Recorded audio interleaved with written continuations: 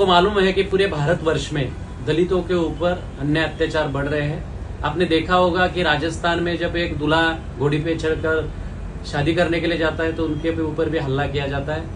अहमदनगर के श्रीरामपुर में बच्चों को उल्टा लटका के मारा जाता है। और ये सारी वारदातें ये बताती है कि पूरे देश के अंदर कायदा सुव्यवस्था के नाम की कोई चीज रही नहीं। किसी भी तरह का दलितों को, वंचित वर्ग को किसी भी तरह का प्रोटेक्शन नहीं है।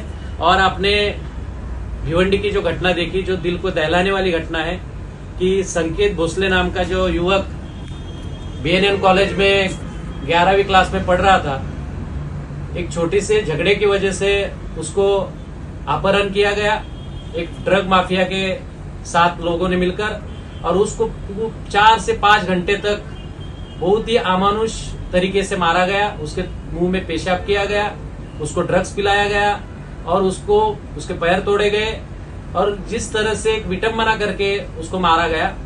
लेकिन गुनाह दर्ज होने के बाद भी आरोपी शिवसेना शिंदेगढ़ का उप शहर प्रमुख होने के कारण उसको अरेस्ट नहीं किया गया।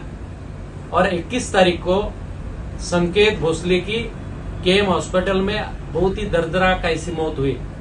इसकी वजह से पूरे भिवंडी शहर में इसका विरोध हो रहा है, ये घटना का निषेध हो रहा है। लेकिन हमने देखा कि इस घटना में जो CCTV फुटेज वायरल हुए हैं वो अगर आप देखोगे तो उसमें जो कैलाश धोत्रे है, जो ड्रग माफिया है, जिसके ऊपर बहुत सारे गुने हैं, ड्रग्स के और सारे गुने हैं, वो एक तरह की गैंग चलाता है।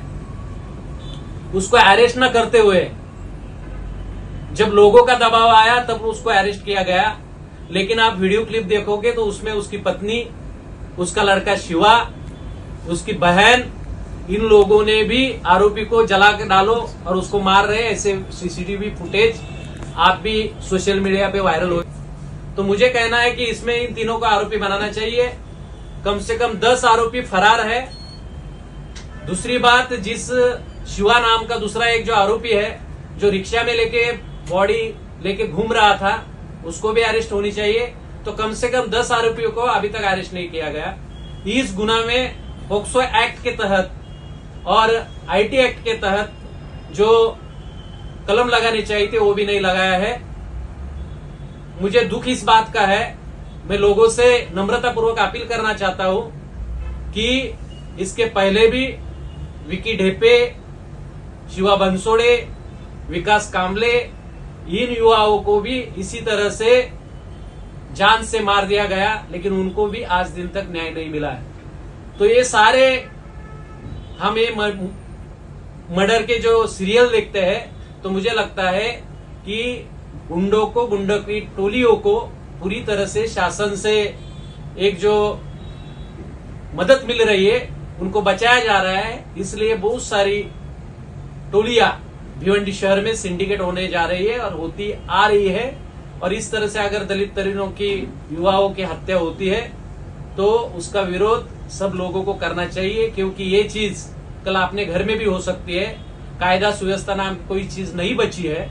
इसलिए मैं अपील करता हूं कि 28 तारीख को सभी गटतट छोड़कर केवल हाथ में नीला और तिरंगा झंडा लेकर सब जनता का, सभी भाषिक धार्मिक जनता का, जो बाबा साहब के विचारों को मानते हैं, जो मानवता को मानते हैं, जो पुरोगामी विचारों को मानते हैं, ऐसे सभी लोगों से मेरी अपील है कि आज अगर हम आवाज नहीं उठाएंगे तो और कोई संकेत जैसा और एक बच्चा मारा जाएगा।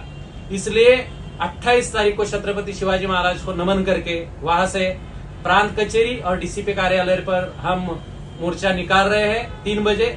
तो सबसे मेरी अपील है कि संकेत ये हमारा ही बच्चा है, उसको न्याय मिलना चाहिए। और ये केस केवल आंदोलन करके हम नहीं छोड़ेंगे।